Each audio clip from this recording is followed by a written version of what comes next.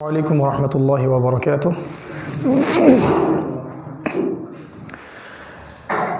إن الحمد لله نحمده ونستعينه من يهده الله فلا مضل له ومن يضلل فلا هادي له ونشهد أن لا إله إلا الله وحده لا شريك له ونشهد أن محمدا عبده ورسوله أما بعد فأعوذ بالله من الشيطان الرجيم بسم الله الرحمن الرحيم وقال الله تعالى في كلامه المجيد والفرقانه الحميد والعصر إن الإنسان لفي خسر إلا الذين آمنوا وعملوا الصالحات وتواصوا بالحق وتواصوا بالصبر وقال رسول الله صلى الله عليه وسلم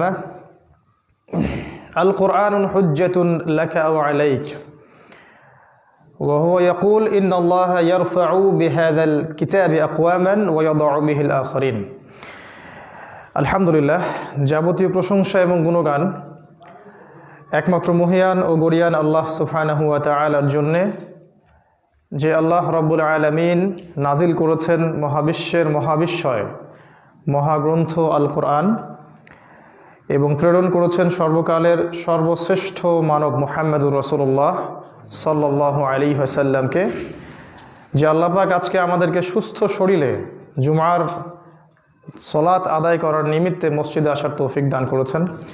সবাই শুকরিয়া আদায় করি, বলি আলহামদুলিল্লাহ। হৃদয়ের অন্তঃস্থল থেকে দরুদ এবং সালাত বর্ষণ করি প্রিয় নবী মুহাম্মদুর রাসূলুল্লাহ সাল্লাল্লাহু আলাইহি ওয়াসাল্লামের প্রতি, যাকে আল্লাহ পাক মানবতার মুক্তির দূত হিসেবে প্রেরণ করেছেন এবং যিনি তার প্রতি অর্পিত রিসালাতের এই গুরু দায়িত্ব যথাযথভাবে আদায় করেছেন এবং উম্মাহর কাছে কোরআন এবং সুন্নাহর বাণী পৌঁছে দিয়েছেন। আমরা দরুদ পাঠ করি আল্লাহুম্মা সাল্লি আলা মুহাম্মদ আল্লাহুম্মা বারিক আলা মুহাম্মদ। সম্মানিত প্রাণপ্রিয় মুসল্লিবৃন্দ, আজকের জুমার এই সংক্ষিপ্ত খুতবায় পবিত্র কোরআনুল কারীমের ছোট্ট একটা সূরাতুল আসর সম্পর্কে কিছু কথা বলতে চাচ্ছি। আল্লাহর কাছে দোয়া করছি আল্লাহ পাক আমাদের প্রত্যেককে আলোচনা শুনে বুঝে আমল করার তৌফিক দান করুন, আমিন। রব্বি ইশরাহ লি সাদরি ওয়া ইয়াসসির লি আমরি ওয়াহলুল উকদাতাম মিন লিসানি ইয়াফকাহু কওলি আল্লাহুম্মা ফাক্কিহনা ফিদ-দীন ওয়া আল্লিমনা আত-তা'ওয়িল, আমিন ইয়া আরহামার রাহিমিন। আল্লাহ সুবহানাহু ওয়া তাআলা পবিত্র কোরআনুল কারীমের 103 নম্বর সূরা সূরাতুল আসর, যেটা একটি মাক্কি সূরা, এখানে 4টি মৌলিক বিষয় আলোচনা করেছেন, যে 4টি মৌলিক গুণ অর্জন করা ব্যতীত কোনো মানুষের পক্ষে জান্নাতে যাওয়া সম্ভব নয়। আর এই 4টি মৌলিক গুণ যদি আমরা অর্জন করতে ব্যর্থ হই, তাহলে কোনো সন্দেহ নাই যে আমরা ক্ষতিগ্রস্ত হব। আল্লাহ যখন বলেন যে তোমরা ক্ষতিগ্রস্ত হবে, তার মানে আমরা জাহান্নামে যাব, ইচ্ছায় হোক আর অনিচ্ছায় হোক। আল্লাহ রাব্বুল আলামিন এই সূরাটার মধ্যে বলছেন ওয়াল আসরি, সময়ের কসম, ইন্নাল ইনসানা লাফি খুসর। ইন্না মানে নিশ্চয়ই, আল ইনসান মানে মানুষ, পুরো মানব জাতি, লাফি মানে অবশ্যই, মধ্যে, খুসর মানে ক্ষতি।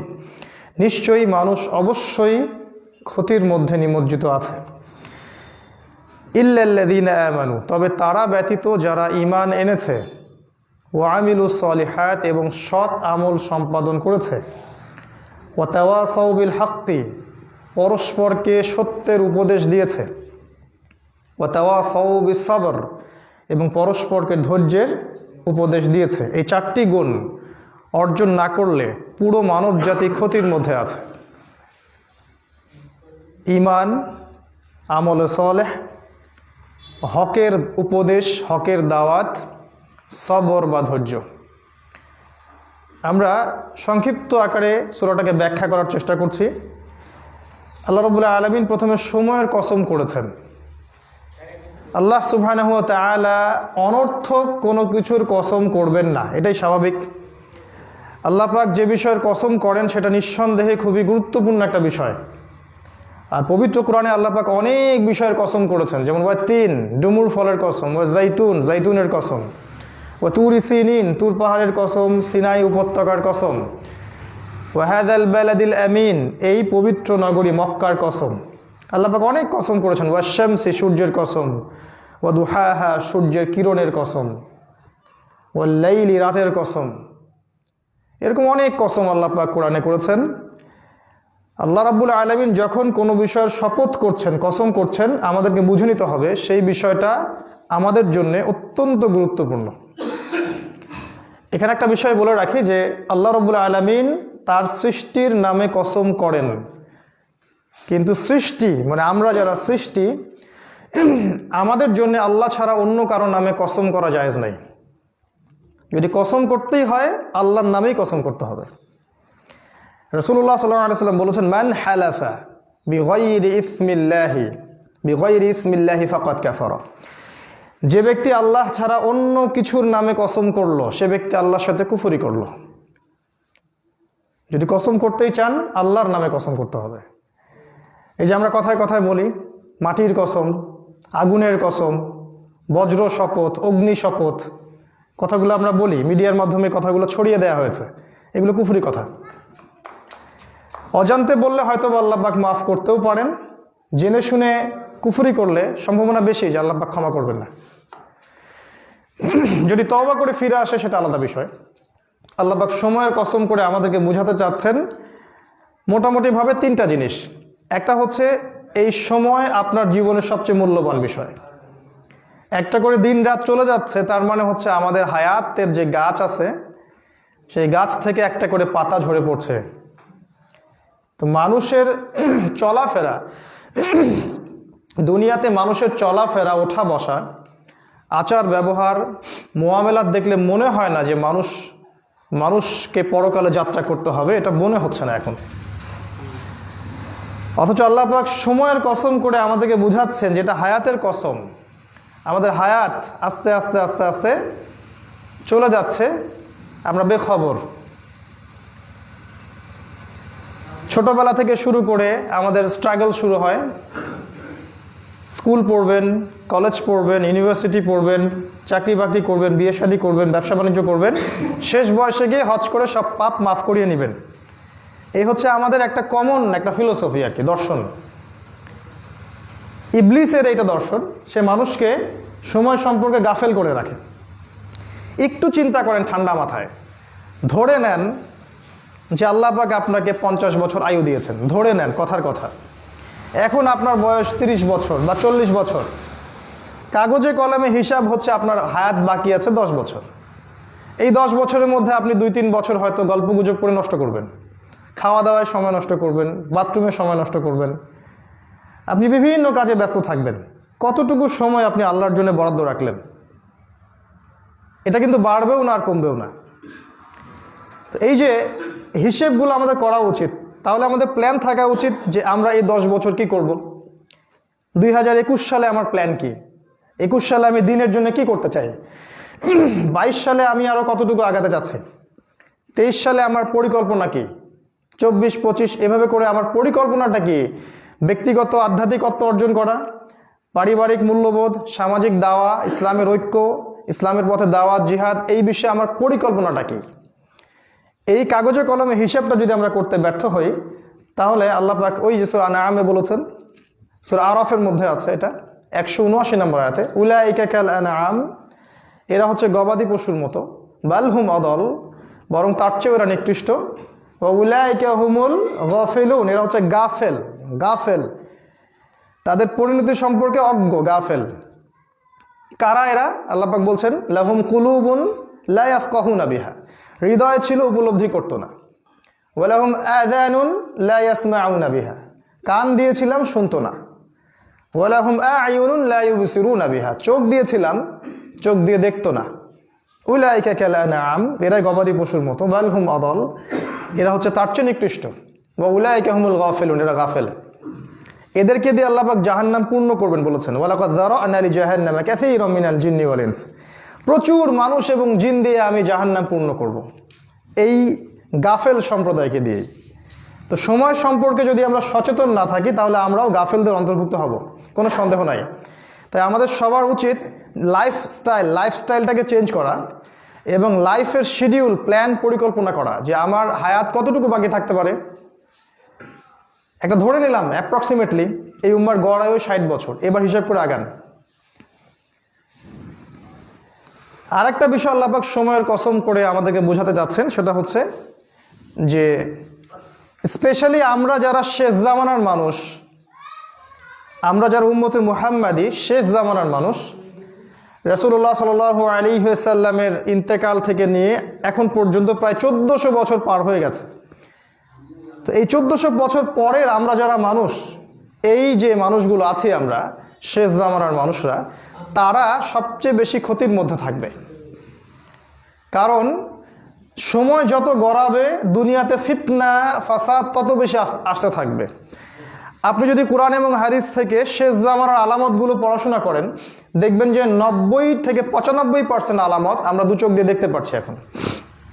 উঁচু উঁচু বিল্ডিং, সমাজের সমস্ত মানুষ সুদ খাচ্ছে, ব্যাপক হারে মানুষ জিনা করছে, ব্যভিচার করছে, পরকীয়া করছে, ধর্ষণ হচ্ছে, ঘুষ খাচ্ছে, দুর্নীতি করছে, খুন হচ্ছে, হত্যা হচ্ছে, রাহাজানি হচ্ছে, মুসলিমদেরকে হত্যা করা হচ্ছে, ইসলামী খেলাফা উঠে যাচ্ছে, আল্লাহ বিরোধী আইন শাসন বাস্তবায়ন হচ্ছে। এমন কোনো সাইন বা আলামত আমরা দেখি না কোরআন হাদিস থেকে যেটা এই জামানায় আসলে বাস্তবায়িত হয়নি, যেগুলো শেষ জামানার সাইন। ওইটা নিয়ে আলাদা কথা হবে ইনশাআল্লাহ রাতের বেলা। তো শেষ জামানায় আমরা যারা বাস করছি, আমাদের জন্য সময়টা আরও বেশি সংকীর্ণ। কারণ এই জামানাতেই মাসিহুদ দাজ্জালের ফিতনা বের হবে। আর দাজ্জাল সম্পর্কে নবী সাল্লাল্লাহু আলাইহি ওয়াসাল্লাম বলেছেন, এ হচ্ছে ইতিহাসের সবচেয়ে বড় ফিতনা। তার মানে শেষ জামানার যে মানুষগুলো আছে এরা সবচেয়ে বেশি ক্ষতির মধ্যে থাকবে। আরেকটা বিষয় আল্লাহ পাক বোঝাতে চাচ্ছেন, সেটা হচ্ছে যে সময়কে আল্লাহ রাব্বুল আলামিন শপথ করে হিস্ট্রি বা ইতিহাসকে যাচাই করতে বলছেন। একটু খেয়াল করে দেখেন, আদম আলাইহিস সালাম থেকে শুরু করে কিয়ামত পর্যন্ত যুগে যুগে যারাই আল্লাহ, তার রাসূল, তার কিতাব এগুলোর বিরোধিতা করেছে, এগুলোর সাথে শত্রুতা করেছে, এগুলোকে দমন পীড়ন করার চেষ্টা করেছে, হক থেকে দূরে থেকেছে, আল্লাহ পাক কাউকে ছাড় দেননি। আল্লাহ পাক সবাইকে সমূলে ধ্বংস করেছেন। ওই নূহ আলাইহিস সালামের দিকে তাকিয়ে দেখেন, ধ্বংস, তার কওমকে প্লাবন দিয়ে ধ্বংস করা হলো। আদ জাতির দিকে তাকান, সুঠাম দেহের অধিকারী সবাই, আল্লাহ পাক ঝড় দিয়ে ধ্বংস করে দিলেন। সামুদ জাতি, তারাও সুঠাম দেহি, আল্লাহ পাক বজ্রপাত দিয়ে প্রচণ্ড শব্দ দিয়ে ধ্বংস করে দিলেন। কওমে লূত সমকামী, আল্লাহ পাক পুরা জমিনটাকে তুলে আবার নিচে ধসিয়ে দিলেন। শুআইবের কওম আলাইহিস সালাম, তার কওমকে আল্লাহ পাক ভূমিকম্প দিয়ে ধ্বংস করলেন। ফেরাউনের কওম, আল্লাহ পাক তাকে পানিতে ডুবিয়ে মারলেন। একটা একটা করে এক্সাম্পল দেখেন হিস্ট্রিতে, যারাই আল্লাহ এবং তার রাসূল এবং ইসলামের বিরোধিতা করেছে আল্লাহ পাক কাউকে বাদ রাখেন নাই, সবাইকে ধ্বংস করেছেন। তাই এই যুগেও যারা ইসলাম, কোরআন এবং সুন্নাহর বিরোধিতা করবে আল্লাহ পাক এদেরকেও ছাড় দিবেন না ইনশাআল্লাহ, কাউকে আল্লাহ পাক ছাড় দিবেন না। আল্লাহ পাক সূরা বানী ইসরাঈলের মধ্যে বলেছেন, ওয়া ইন মিন ক্বরিয়াতিন ইল্লা নাহনু মুহলিকুহা ক্বাবলা ইয়াউমিল কিয়ামা, কিয়ামতের আগেই এমন কোন জালেম জনপদ নেই যাদেরকে আমি আল্লাহ ধ্বংস করব না। আও মুআযযিবুহা আযাবান শাদীদা, অথবা তাদেরকে প্রচন্ড শাস্তি না দিচ্ছি। কানা যালিকা ফিল কিতাবি মাসতুরা, আর এটা অনেক আগেই কিতাবে লেখা হয়ে গেছে, মানে তাকদীরের যে কিতাব লাউহে মাহফুজ সেখানে লেখা হয়ে গেছে অলরেডি। তো আমরা এই যুগের আবু জেহেল যারা আছে, এই যুগের যারা ফেরাউন, এই যুগের যারা নমরুদ, তাদেরকে সতর্ক করব। আল্লাহ পাক সময়ের কসম করে তাদেরকে সতর্ক করেছেন। প্রত্যেক যুগে যুগে আল্লাহর সুন্নাহ, ওয়ালান তাজিদা লিসুন্নাতিল্লাহি তাহওয়িলা, আল্লাহর সুন্নাতের মধ্যে কোনো ব্যত্যয় আপনি দেখতে পারবেন না। আর যুগে যুগে যারাই আল্লাহ, তার রাসূল এবং ইসলামের আনুগত্য স্বীকার করেছে, মন থেকে মেনে নিয়েছে, মুখে স্বীকৃতি দিয়েছে এবং আমল করেছে, আল্লাহর দ্বীন প্রতিষ্ঠার জন্য সংগ্রাম করেছে, আল্লাহ পাক তাদেরকে জান্নাত দান করেছেন। দুনিয়াতে তাদের হয়তো পরিণতি আপাত দৃষ্টিতে ভালো মনে হচ্ছে না, দুনিয়াতে ওরা মার খাচ্ছে, দুনিয়াতে অনেক স্ট্রাগল করতে হচ্ছে, অনেক সমস্যা ফেস করতে হচ্ছে, বাট ইনশাআল্লাহ তাআলা তারা পরকালে জান্নাতি হবে ইনশাআল্লাহ। এই হলো সহজ সরল সমাধান। আল্লাহ পাক সময়ের কসম করে একটা বার্তা দিচ্ছেন আপনাকে আমাকে, সেটা হলো ইন্নাল ইনসানা লাফি খুসর, নিঃসন্দেহে পুরো মানব জাতি ক্ষতির মধ্যে আছে। এই ক্ষতিটা কেমন? এই ক্ষতিটা আসলে দুরকম, ক্ষতিটা দু প্রকার। একটা হচ্ছে দুনিয়াবি ক্ষতি, আর একটা হচ্ছে পরকালের ক্ষতি। পরকালের ক্ষতি তো আমরা বুঝতে পারি মাশাআল্লাহ মোটামুটি, যে মানুষকে এবং জিনকেই হিসেবের সম্মুখীন হতে হবে, তাদের জান্নাত জাহান্নামের ফয়সালা হবে, মানুষের মৃত্যু হবে, কবরের প্রশ্ন হবে, আবার হাসরের মাঠে আবার 5টা প্রশ্ন হবে। আবার মিজানের ব্যাপার আছে, পুলসিরাতের ব্যাপার আছে, জাহান্নামকে টেনে আনা হবে, কত সমস্যা, এগুলো পরকালীন ক্ষতি। কিন্তু বাই দ্য ওয়ে মানুষের চলাফেরা দেখলে মনে হয় না যে মানুষকে এগুলো ফেস করতে হবে। আমাদের চলাফেরা দেখলে মনে হয় না যে আমাদের সামনে এগুলো অপেক্ষা করছে। সুবহানাল্লাহ। আসলে আমরা দুনিয়ার মোহে এতটাই গাফেল হয়ে আছি, শয়তান আমাদেরকে এমনভাবে ভুলিয়ে দিয়েছে বিষয়গুলো, আমরা এগুলো ভুলে থাকতে চাই। খেয়াল করে দেখবেন, একটা সময় ছিল যখন কবরস্থানগুলোকে মসজিদের আশপাশে রাখা হতো। এখন দেখবেন সমাজে কবরস্থান থাকে সমাজের অন্য একটা প্রান্তে, যেখানে আপনি বছরে হয়তো একদিনও যাবেন না। প্রতিদিন মানুষ নামাজে যাবে আসবে, সে কবরস্থানের পাশ দিয়ে যাবে, দেখবে আমাকে মৃত্যুবরণ করতে হবে। এটা ছিল রাসূলের সুন্নাহ। এখনও দেখেন নববীর পাশে বাকিউল গারকাদ মদিনার নববীর মসজিদের পাশেই আছে। তো এই গডলেস সভ্যতা, এই যে পশ্চিমা সভ্যতা এবং এই যে সেকুলার যারা সোসাইটি আছে, এরা মানুষকে পরকাল থেকে দূরে রাখতে চায়। এরা চায় না মানুষ পরকালীন জীবন নিয়ে চিন্তা করুক। কারণ যদি কোনো মানুষ পরকাল নিয়ে চিন্তা করে এবং তার আল্লাহর সামনে দাঁড়াতে হবে, জবাবদিহিতা করতে হবে, এই বিষয়গুলোকে নিয়ে যদি চিন্তা ভাবনা করে, তাহলে তার পক্ষে পাপ করা সম্ভব না, বা করলেও ইনশাল্লাহ সে আল্লাহর কাছে ফিরে আসবে, তওবা করবে। এই জন্য গডলেস এই সভ্যতা এবং সেকুলার এই সভ্যতা, তারা চায় আমরা যেন আল্লাহ থেকে দূরে থাকি, পরকাল সম্পর্কে চিন্তা ভাবনা না করি, খালি দুনিয়া দুনিয়া আর দুনিয়া। আল্লাহ পাকের কাছে দুনিয়ার মূল্য কতটুকু? একটা মাছির ডানার চেয়েও কম। একটা হাদিস এসেছে, যদি আল্লাহর কাছে এই দুনিয়ার মূল্য হতো একটা মাছির ডানার সমানও, তাহলে আল্লাহ পাক কোনো কাফের মুশরিককে এক ঢোক পানি খেতে দিতেন না। আল্লাহ পাক বলেছেন প্রত্যেক মানুষ ক্ষতির মধ্যে আছে। একটা ক্ষতি পরকালের ক্ষতি, একটা হচ্ছে ইহকালীন ক্ষতি। ইহকালীন ক্ষতিটা কেমন?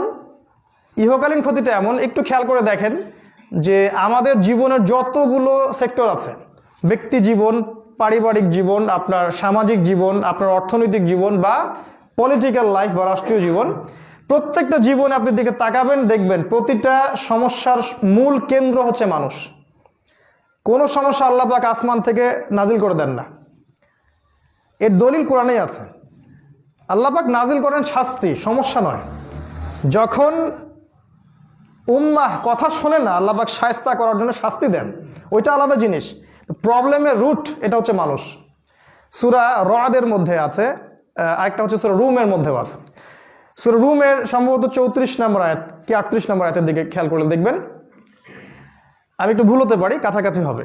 আল্লাহ পাক বলেছেন যে যাহারাল ফাসাদু ফিল বাররি ওয়াল বাহরি বিমা কাসাবাত আইদিন নাস। মাশাআল্লাহ, আল্লাহ পাক বলছেন জলে এবং স্থলে যত বিপর্যয় ছড়িয়ে পড়েছে, সব বিপর্যয় মানুষের হাতের কামাই। এটা আল্লাহর কথা। জলে এবং স্থলে যত বিপর্যয় ফাসাদ ছড়িয়ে পড়েছে, এগুলো মানুষের হাতের কামাই। আল্লাহ পাক যখন আদম আলাইহিস সালামকে সৃষ্টি করছিলেন, ফেরেশতারা কিন্তু ভেটো দিয়েছিলেন। তারাও কিন্তু দুটো কথা বলেছিলেন, আপনি কি এমন কাউকে সৃষ্টি করতে যাচ্ছেন যে ব্যক্তি পৃথিবীতে গিয়ে ফাসাদ সৃষ্টি করবে অথবা রক্তপাত ঘটাবে? পৃথিবীর দিকে তাকিয়ে দেখেন, মানুষ এখন পৃথিবীতে কি করে, হয় ফাসাদ সৃষ্টি করে অথবা রক্তপাত ঘটাচ্ছে। তাদের দূরদর্শিতা দেখেন, আমরা আজকে ওটা বাস্তবায়ন করছি। কিন্তু আল্লাহ বলেছিলেন যে না, আমার কিছু বান্দা থাকবে যারা আমার অনুগত হবে। ইন্নী আ'লামু মা লা তা'লামুন, আমি যা জানি তোমরা সেটা জানো না। ওইটা আলাদা টপিক। তো এই যে দুনিয়ার ক্ষতিগুলো আছে, আল্লাহ পাক যেটা বললেন সূরা আসরের মধ্যে, এর মূল জার বা উৎস হচ্ছে মানুষ। আমাদের ব্যক্তিগত জীবনের সমস্যা মানুষের পক্ষ থেকে আসছে। পরিবারের সমস্যা দেখবেন মানুষের মস্তিষ্ক প্রসূত সমস্যা। সমাজের সমস্যা, সমাজে আল্লাহর বিধান শাসন বাদ দিয়ে যখন মানুষের বিধান শাসন চাপিয়ে দিয়েছেন, তখন এই সমস্যা সৃষ্টি হয়েছে। পলিটিক্যাল লাইফের সমস্যা একই সিস্টেম, গ্লোবালি সমস্যা একই কারণ। আর অর্থনীতিতে সমস্যা, আল্লাহর দিয়ে হেদায়েত বাদ দিয়ে সুদ চালু করেছেন, এখন আর প্রগতি হবে না, এখন খালি প্রভার্টি এবং ডেস্টিটিউশন হবে, অধঃপতনে অতল তলে যাবে মানুষ। তো সমস্যার জার বা উৎস হচ্ছে মানুষ। তবে আল্লাহ পাক বলেছেন 4টা গুণ যারা অর্জন করতে পারবে তারা এই ক্ষতি থেকে বেঁচে থাকবে। সুসংবাদ, 4টা গুণ একই সাথে, এমন না 2টা আছে 2টা নাই, এমন না 3টা আছে 1টা নাই। 4টা গুণই যারা অর্জন করতে পারবে, আল্লাহ বলছেন যে এরা ওই ক্ষতি থেকে মুক্ত থাকবে ইনশাআল্লাহ। ক্ষতিমুক্ত থাকবে মানে হচ্ছে ইনশাআল্লাহ তারা জান্নাতে যাবে। কি সেই 4টা গুণ? আল্লাহ পাক বলছেন ইল্লাল্লাযীনা আমানু, যারা ঈমান এনেছে। প্রথম কাজ কি? যারা ঈমান নিয়ে এসেছে। 2 নাম্বার ওয়া আমিলুস সলিহাত, সৎ-আমল সম্পাদন করেছে। ওয়া তাওয়াসাউ বিল হক, পরস্পরকে হকের দাওয়াত দিয়েছে। ওয়া তাওয়াসাউ বিস সবর, এবং পরস্পরকে ধৈর্যের উপদেশ দিয়েছে।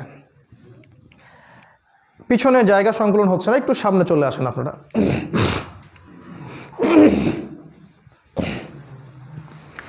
তাহলে আমরা বুঝতে পারছি যে আমাদেরকে প্রথম যে কাজটা করতে হবে সেটা হচ্ছে ঈমান।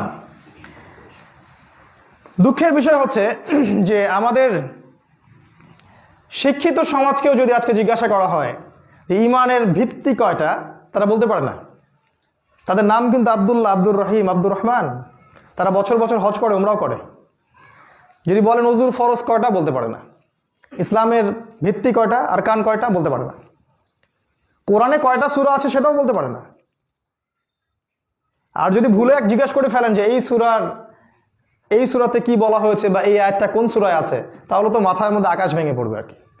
এদিকে মাশাআল্লাহ তার ডিগ্রি আছে, এসএসসি, ইন্টার, এইচএসসি, এদিকে আপনার অনার্স, মাস্টার্স, হ্যাঁ, এমবিএ, বিবিএ, ডক্টরেট সব করা আছে মাশাআল্লাহ, কিন্তু এই বেসিক জিনিসগুলো জানে না। এই জন্য এগুলো নিয়ে আবার কথা বলতে হয়। এটা দুঃখজনক যে ঈমানের পিলার নিয়ে আবার কথা বলতে হচ্ছে। সমাজটা এমনই চলছে এখন। ঈমানের পিলার 6টা। প্রথম কাজ ঈমান। ঈমান মানে হচ্ছে বিশ্বাস। কিসে বিশ্বাস করব? হাদিসে জিবরিল পড়লে দেখবেন, আজকে ব্যাখ্যা করার সময় নেই, আমি শর্ট করে বলছি। হাদিসে জিবরিল খুললে দেখবেন নবী সাল্লাল্লাহু আলাইহি ওয়াসাল্লামকে জিবরাইল আলাইহিস সালাম প্রশ্ন করেছিলেন ঈমান কাকে বলে, আখবিরনি আনিল ঈমান। তিনি 6টা পিলারের কথা বলেছেন, 6টা। 1 নাম্বার হচ্ছে আল্লাহ বিশ্বাস করা। 2 নাম্বার হচ্ছে ফেরেশতাগণের প্রতি বিশ্বাস। 3 নাম্বার আসমানি কিতাব সমূহের প্রতি বিশ্বাস। 4 নাম্বার নবী রসুলগণের প্রতি বিশ্বাস। 5 নাম্বার পরকালের জীবনের প্রতি বিশ্বাস। এবং 6 নাম্বার তাকদীর, ভাগ্যের ভালো মন্দের প্রতি বিশ্বাস। এই 6টা পিলারের প্রতি যে ব্যক্তি মন থেকে বিশ্বাস করে, মুখে স্বীকৃতি দেয় এবং কাজে বাস্তবায়ন করে, তাকে বলা হয় মুমিন। আবার বলছি, এই 6টা পিলারকে যে ব্যক্তি মনে বিশ্বাস করে, হৃদয় থেকে বিশ্বাস করে, মুখে স্বীকৃতি দেয় এবং কাজেও বাস্তবায়ন করে, তার নাম হচ্ছে মুমিন। যে ব্যক্তি মনেও বিশ্বাস করে না, মুখে স্বীকৃতিও দেয় না, কাজও করে না, এর নাম কাফের।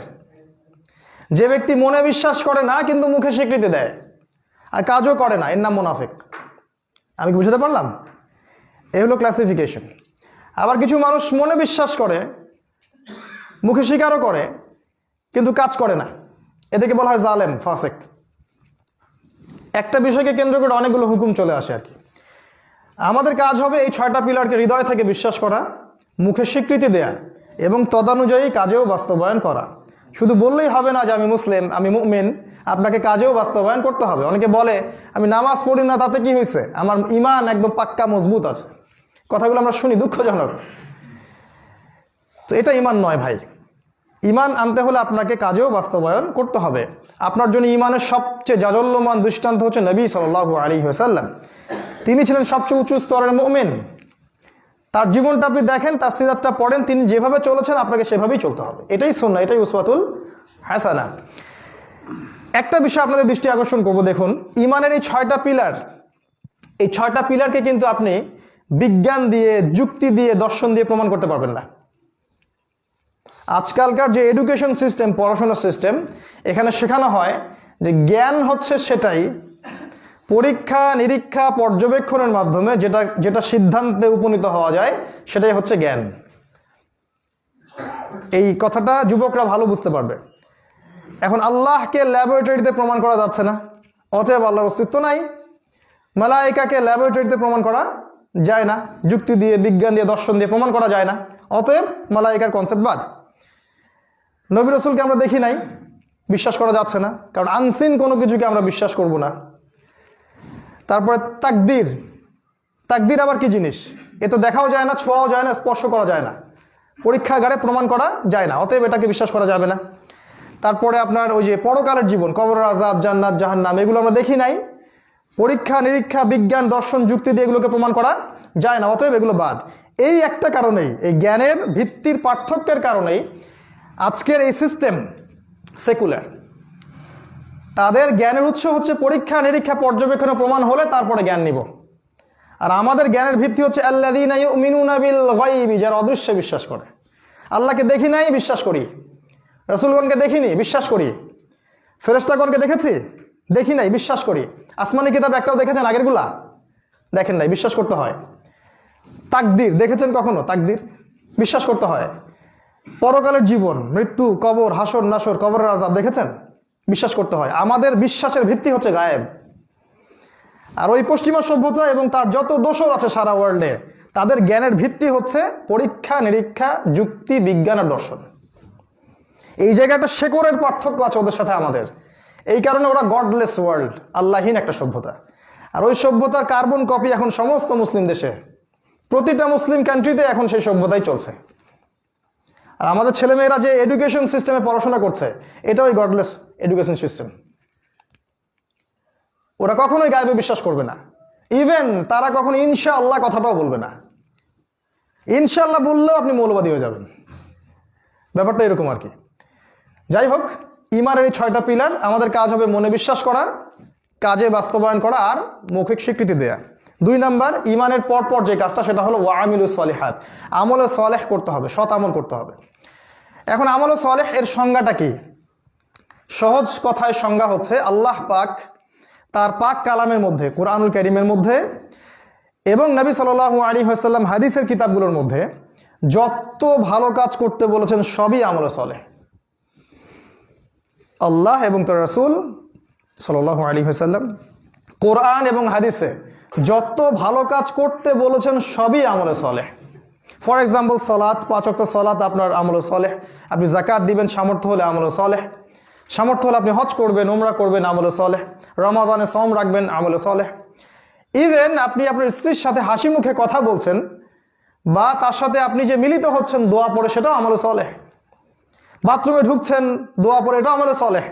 ঘুমাচ্ছেন বিসমিল্লাহি আল্লাহুম্মা বিসমিকা আমুতু বলে, এটাও আমলে সলেহ। একজন মুমিন ভাইয়ের সাথে হাসি মুখে কথা বলছেন, সেটাও আমলে সলেহ। আপনি জুমার নামাজ পড়তে আসছেন, প্রতি পদক্ষেপ ফেলে ফেলে আসলেন, এগুলো আমলে সলেহ।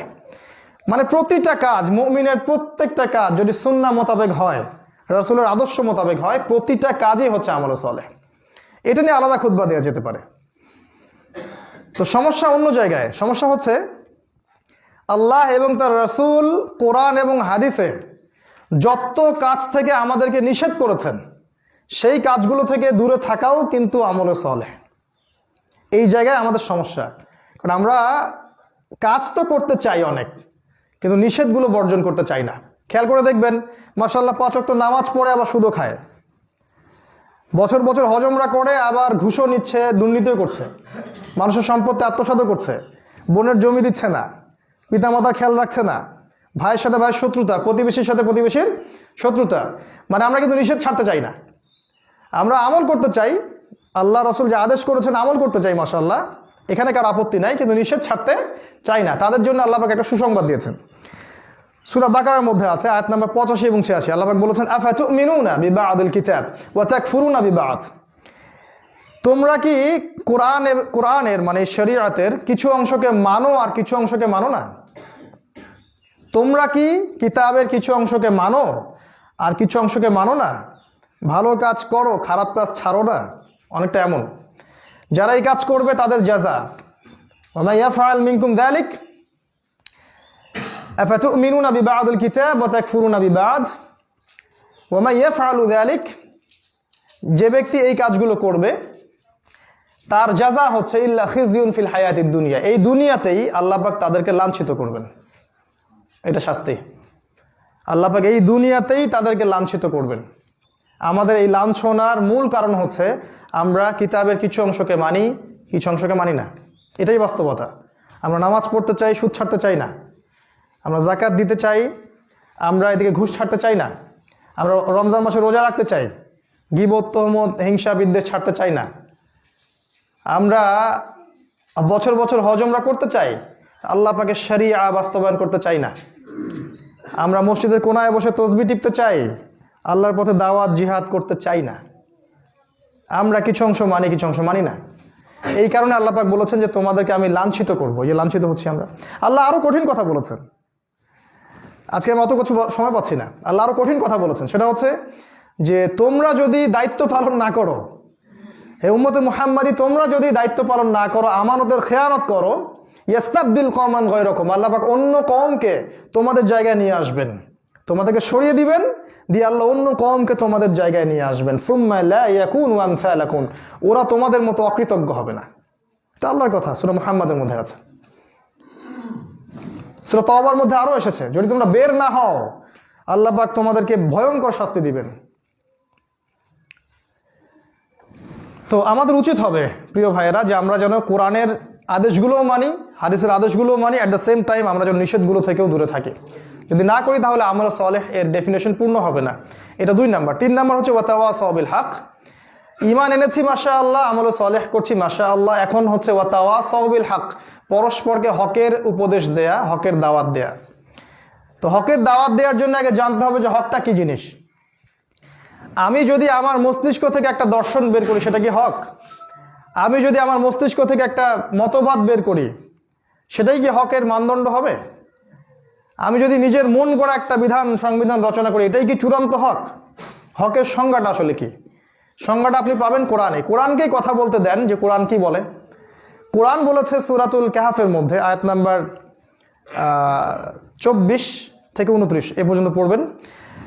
আল্লাহ পাক বলেছেন ওয়াকুলিল হাক্কু মির রাব্বিকুম, হে নবী আপনি বলে দিন যে হক সেটাই যেটা তোমার রবের পক্ষ থেকে নাজিল হয়। সুবহানাল্লাহ।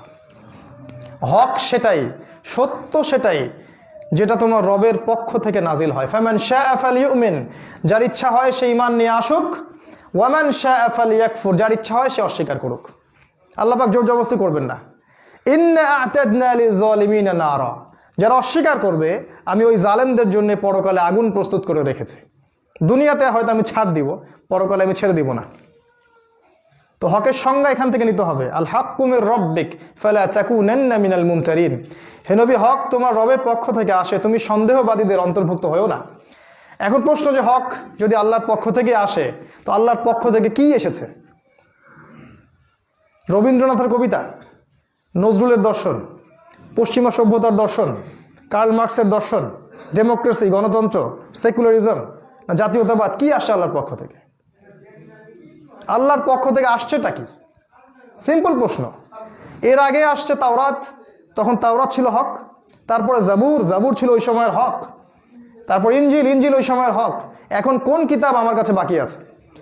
আল্লাহ পাকের কোন কিতাব এবং কোন নবীর সুন্নাহ কিয়ামত পর্যন্ত থাকবে? সিম্পল উত্তর আল্লাহর কিতাব কোরআন, রাসূলের সুন্নাহ হাদিস। নবীজি শেষ ভাষণে কি বলে গেলেন? তারাকতু ফিকুম আমরাইন, আমি 2টো বস্তু ছেড়ে যাচ্ছি, লান তাদিল্লু মা তামাসসাকতুম বিহিমা, কোনোদিন পথভ্রষ্ট হবে না যতদিন পর্যন্ত তোমরা এই দুটাকে আঁকড়ে ধরে থাকবে, মারির দাঁত দিয়ে কামড়ে থাকবে, কোনোদিন পথভ্রষ্ট হবে না। কিতাব আল্লাহ, আল্লাহর কিতাব আল কোরআন, ওয়া সুন্নাতি নবী, তার নবী সুন্নাহ হাদিস, এর বাইরে কিছু নাই। কেউ যদি মনে করে আল্লাহর এই হকের বাইরেও হকের কোনো উৎস আছে, সে ব্যক্তি নিশ্চিত কাফের, কোনো ডাউট নাই।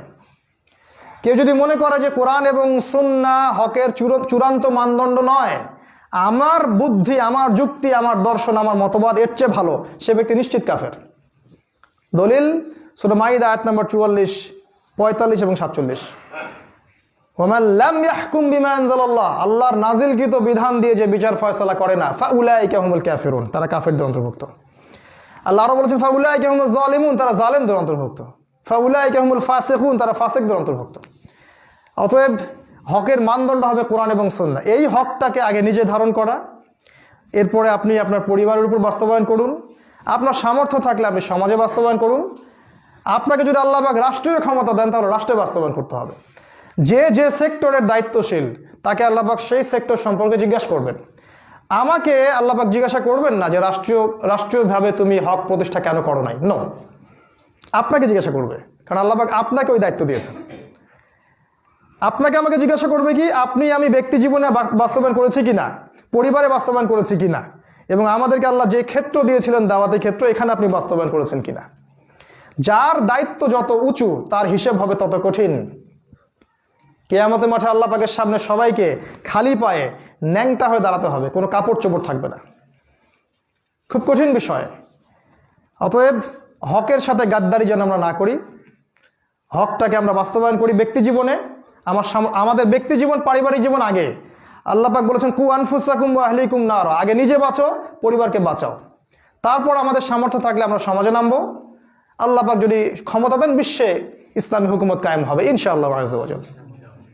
আর এই বিষয়ে কোনো সন্দেহ নাই, মুসলিমদের হীনমন্যতায় ভোগার কোনো কারণ নাই যে ইসলাম বিশ্বে বিজয়ী হবে না। ইসলামই বিশ্বে বিজয়ী হবে ইনশাআল্লাহ তাআলা আগামী অল্প কিছু সময়ের পরেই। এখন যা দেখছেন এগুলোর কিছুই থাকবে না ইনশাআল্লাহ তাআলা। সব কিছু আল্লাহ পাক পরিবর্তন করে দিবেন যদি আমাদের মধ্যে সেই ঈমান, সেই চেতনা থাকে এবং সেই প্রচেষ্টা থাকে। খালি দোয়া দিয়ে হবে না, দোয়ার সাথে সাথে কাজও করতে হয়। আল্লাহ পাক ওয়াদা করেছেন, আল্লাহ পাক বলেছেন যে হুয়াল্লাযী আরসালা রাসূলাহু বিল হুদা ওয়া দীনিল হক, তিনি সেই আল্লাহ যিনি তার রাসূলকে প্রেরণ করেছেন হেদায়েত সহ এবং দ্বীনে হক সহ, লিইয়ুযহিরাহু আলা দ্বীনি কুল্লি, যাতে করে এই ইসলাম অন্য সব দ্বীনের উপর বিজয়ী হতে পারে। ওয়ালাউ কারিহাল মুশরিকুন, যদিও বা কাফেররা এটা পছন্দ করবে না, মুশরিকরা পছন্দ করবে না। আল্লাহ বলছেন যে ওয়া আনতুম ওয়ালা তাহিনু ওয়ালা তাহজানু, হীনবল হয়ো না, দুশ্চিন্তাগ্রস্ত হয়ো না। ওয়া আনতুমুল আ'লাউনা, তোমরাই বিজয়ী হবে। ইন কুনতুম মুমিনিন, যদি তোমরা মুমিন হয়ে থাকো। ওই যে ঈমানের কথা বললাম। আল্লাহ আরো বলেছেন ওয়ালা তাহিনু, তোমরা হীনবল হয়ো না। ওয়া তাদউ ইলা সালম, তোমরা ওদেরকে শান্তি চুক্তির দিকে ডেকো না, ওদের সাথে শান্তি চুক্তির দিকে ডাকার দরকার নাই। ওয়া আনতুমুল আ'লাউনা, তোমরাই বিজয়ী হবে। ওয়াল্লাহু মাআকুম, আল্লাহ তোমাদের সাথে আছেন। ওয়া লা ইয়াতিরাকুম আ'মালাকুম, আল্লাহ তোমাদের আমল বিনষ্ট করবেন না। কোরআন এগুলো কথা বলেছে। তার মানে সামনের সময়টা আমাদের, আমরা জানি যে ইমামুল মাহদী এবং ঈসা আলাইহিস সালাম জেরুজালেম থেকেই ইসলামী খেলাফা সামনে কায়েম করবেন ইনশাআল্লাহ তাআলা। এবং সারা বিশ্বের এমন কোনো কাঁচা বাড়ি বা পাকা বাড়ি বাদ থাকবে না যেখানে ইসলামের কালিমা প্রবেশ করবে না। বিইজ্জা আজিজ আও যিল্লা যালিল, সম্মানের ঘরে সম্মানের সাথে, অসম্মানের ঘরে অসম্মানের সাথে। কেউ যদি এটা মেনে নেয় তাহলে সে সম্মানী হবে, কেউ যদি ইসলামের এগেনস্টে যুদ্ধ করতে চায় সে লাঞ্ছিত হবে ইনশাআল্লাহ। এই হকটাকে আমাদেরকে প্রচার করতে হবে। এই হক প্রচার করতে গিয়ে একটা রিকোয়েস্ট থাকবে যে এখানে দল মতের সংকীর্ণতা নিয়ে আসবেন না কাইন্ডলি। উম্মার জন্য এই সময়টা খুবই খুবই সেন্সিটিভ একটা সময়। এখন যদি আমরা বিভিন্ন দলে বিভক্ত হয়ে যাই তাহলে আমাদের ধ্বংসকেও ঠেকাতে পারবে না। আল্লাহ, কোরআন, সুন্নাহ, রাসূল এগুলো নিয়ে কারো মধ্যে কোনো ইখতিলাফ নাই। তাআলাউ ইলা কালিমাতিন সাওয়াইন বাইনানা ওয়া বাইনাকুম, আমাদের মাঝে যে বিষয়ে ঐক্য আছে ওইদিকে আসেন, যে বিষয়ে ইখতিলাফ আছে ওটা বাদ দেন আপাতত। সাহাবীদের যুগ থেকে ইখতিলাফ ছিল, সাহাবীদের যুগ থেকেই কিন্তু ইখতিলাফ ছিল। এই ইখতিলাফি মাসআলাগুলোকে নিয়ে যদি আমরা আগাতে থাকি কোনো দিনও এই উম্মার ঐক্য সম্ভব হবে না। তাই ঐক্যবদ্ধ প্ল্যাটফর্মে আসতে হলে আমাদেরকে একটু উদারনৈতিক হতে হবে, ছাড় দেওয়ার মানসিকতা থাকতে হবে, না হলে ভাই ভাই এক জায়গায় বসতে পারবো না। একটা হাদিস বলি যে নবী সাল্লাল্লাহু আলাইহি ওয়াসাল্লাম বলেছেন, তোমরা ততদিন পর্যন্ত জান্নাতে যেতে পারবে না যতদিন পর্যন্ত না তোমরা একে অপরকে ভালোবাসছো। আর আমি কি তোমাদেরকে বলে দিব তোমরা কিভাবে একে অপরের ভালোবাসা বৃদ্ধি করবে? সাহাবীরা বললেন, ইয়া রাসূলুল্লাহ বলে দিন। তিনি বললেন, তোমরা একে অপরকে সালাম দিতে শেখো, একে অপরকে সালাম দিতে শেখো। ভালো করে খেয়াল করে দেখেন, আজকে সালাম সাম্প্রদায়িক হয়ে গেছে। নিজের দলের মধ্যে খুব একরামুল মুসলিমিন, দলের বাইরে আর কোনো একরামুল মুসলিমিন নাই। আমার দলের মানুষকে আমি খুব সালাম কালাম দিচ্ছি, আর আমি যে মানহাজ বা যে মাযহাব বা যে দল করি না ওটার বাইরের মানুষকে আমি সালাম কালামও দিচ্ছি না, মুসলিম মনেই করছি না। এমন একটা অবস্থা যে এক দল আরেক দলকে মুসলিমই মনে করছে না, মনে করছে এরা মনে হয় কাফের হয়ে গেছে। এটা যদি চলতে থাকে প্রিয় ভাইয়েরা, আমাদের উম্মার ধ্বংস কেউ ঠেকাতে পারবে না। যদি আপনি উম্মার বিজয় দেখতে চান, উম্মার স্বার্থে আপনাদেরকে ঐক্যবদ্ধ হতে হবে, একটা জায়গায় আসতে হবে, ছাড় দেওয়ার মানসিকতা থাকতে হবে এবং ইখতিলাফি বিষয়গুলোতে জড়ানো যাবে না। ইসলাম বৈচিত্র্যময়, সৌন্দর্যমণ্ডিত। আল্লাহ পাক সবাইকে বোঝার তৌফিক দান করুন, আমিন। এটা হলো হকের দাওয়াত। হকের দাওয়াত দিলে ফজিলত পাবেন কি? যত মানুষ হক কবুল করবে সমস্ত মানুষের নেকি আপনি পাবেন। আর হক ছেড়ে দিলে কি হবে? হক ছেড়ে দিলে আল্লাহর গজব আসবে আসমান থেকে, জমিন থেকে। এরপর মানুষ আল্লাহর কাছে দোয়া করবে, এই দোয়া আল্লাহ পাক কবুল করবেন না। এটা সহিহ হাদিস আসছে। এই হকের দাওয়াত আমাদেরকে দিতে হবে, আল্লাহ পাক তৌফিক দান করুন। আরেকটা হলো ওয়াতাওয়াসাউ বিস সবর। হকের সাথে সবরের কি সম্পর্ক? যখনই আপনি হক নিয়ে মাঠে নামবেন তখনই আপনার উপর বিভিন্ন রকম বালা মুসিবত আসবে, স্বাভাবিক। প্রথম বালা মুসিবত আসবে পরিবার থেকে, তারপর দেখবেন সমাজ থেকে, তারপর ধর্ম নেতাদের থেকে, তারপর রাষ্ট্র নেতাদের থেকে। ধাপে ধাপে যাবে আর কি। আমাদের নবীজির দিকে তাকিয়ে দেখুন, তাকে পরিবার বয়কট করেছে, গাছের ছাল পাতা খেয়ে থেকেছেন, মানুষ তাকে 16 বার হত্যা করার চেষ্টা করেছে, মানুষ তাকে 15টা গালি দিয়েছে, তাকে দেশ ছাড়তে হয়েছে, তার দাঁত শহীদ হয়ে গেছে, তাকে তায়েফবাসী এমনভাবে আহত করেছে যে রক্ত দিয়ে জুতা আটকে গেছে, তাকে বদরে যেতে হয়েছে, উহুদে যেতে হয়েছে, খন্দকে কত যুদ্ধ করতে হয়েছে, কত মানুষের লাঞ্ছনা সহ্য করতে হয়েছে। নিজের আপনজনরা, পরিবারের লোকরা, চাচারা, নিজের কম, নিজের সম্প্রদায় তাকে বের করে দিয়েছে। এটাই সুন্নাহ, এটাই সুন্নাহ। হকের পথে থাকলে এরকম বিপদ আপদ বালা মুসিবত আসবে, তখনই সবর করতে হবে। ইন্নাল্লাহা মা'আস সাবিরিন, আল্লাহ পাক সবরকারীদের সাথেই আছেন। ওয়ালা তাহিনু, তোমরা হীনবল হও না। ইন্নাল্লাহা মা'আস সাবিরিন, আল্লাহ পাক সবরকারীদের সাথেই আছেন। প্রত্যেক নবী রাসূলকে সবর করতে হয়েছে, রাসূল সাল্লাল্লাহু আলাইহি ওয়াসাল্লামকে করতে হয়েছে, এবং সাহাবায়ে কেরাম সবরের দৃষ্টান্ত রেখে গেছেন। তাই আজকেও যদি আমরা ঈমান নিয়ে আসি, আমল সালেহ করি এবং হকের দাওয়াত দিই, তখন বিভিন্ন রকম চাপ আসবে, তখন আপনাকে আমাকে সবর করতে হবে। সবর করার অর্থ কিন্তু এটাও নয় যে হাত গুটিয়ে ঘরে বসে থাকবেন, কম্বল গায়ে দিয়ে ঘরে বসে থাকবেন, এটাও সবরের দৃষ্টান্ত নয়। সবর মানে পরিস্থিতি পরিবর্তনের চেষ্টা করা, এবং এই চেষ্টা করতে গিয়ে যে বালা মুসিবতগুলো আসবে এক্ষেত্রে ধৈর্য ধারণ করা। আল্লাহ পাক আমাদের সবাইকে ধৈর্য ধারণ করা তৌফিক দান করুন, আমিন। আজকের মতো আর লম্বা করছি না, খুতবার সময় শেষ হয়ে গেছে। আমরা আল্লাহর কাছে দোয়া করছি, আল্লাহ পাক আমাদের প্রত্যেককে সূরা আসর থেকে মৌলিক শিক্ষা অর্জন করা তৌফিক দান করুন, আল্লাহুম্মা আমিন। সময়কে মূল্যায়ন করা আল্লাহ পাক তৌফিক দান করুন। পরিপূর্ণ ঈমান আনার তৌফিক আল্লাহ পাক দান করুন। বেশি বেশি নেক আমল এবং আমল সালেহ করার তৌফিক আল্লাহ পাক দান করুন। আল্লাহ পাক আমাদের সবাইকে হকপন্থী হওয়ার তৌফিক দান করুন এবং হকের দাওয়াত প্রচারের তৌফিক দান করুন। আল্লাহর পথে সবর করার আল্লাহ পাক আমাদেরকে তৌফিক ইনায়াত করুন, আমিন। আকুলু কওলি হাযা আস্তাগফিরুল্লাহ লি ওয়া লাকুম ওয়া লিসাইল মুসলিমিন। বারাকাল্লাহু লানা ওয়া লাকুম বিল আয়াতিল হাকীম। ইন্নাহু তাআলা আজ-জাওয়াদুন কারীমুন বার রাউফুর রহিম।